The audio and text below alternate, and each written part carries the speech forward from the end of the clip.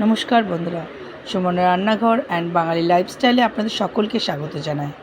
আজকের ভিডিওটা আপনাদের কাছে নিয়ে এলাম একটা অ্যানিভার্সারি ভিডিও। আমার এক মামাতো বোন যে কৃষ্ণনগরে থাকে তারই অ্যানিভার্সারি ছিল। তো প্রথমে সকালে আমরা সকলে গাড়ি নিয়ে বেরিয়ে পড়লাম বাড়ির উদ্দেশ্যে। একটা জায়গায় আমাদের দাঁড় করানো হলো গাড়ি সকালের টিফিনটার জন্য।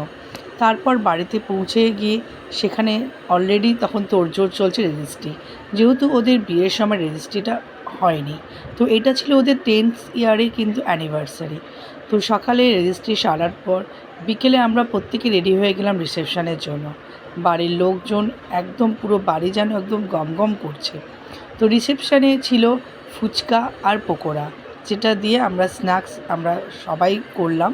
এবং তারপর ছিল রাতের খাবারের মেনু।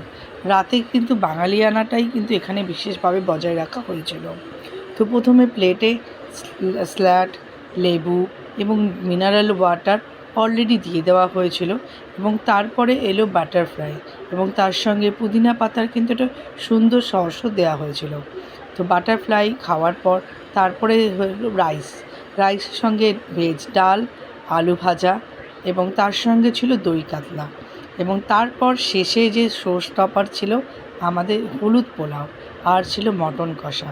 এবং বিয়েবাড়িটা কিন্তু বিয়েবাড়ি বলা যায়, এখানে বিয়েবাড়ির মতনই যেহেতু অনুষ্ঠান, পুরো রিসেপশানটা কিন্তু একদম জমে গেছিলো।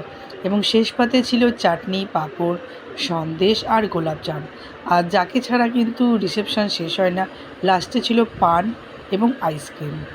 আজকের ভিডিওটা আমরা এখানেই শেষ করলাম। ভালো লাগলে অবশ্যই এটা লাইক করবেন, আর এরকম নতুন নতুন ভিডিও পেতে চ্যানেলটিকে সাবস্ক্রাইব করবেন।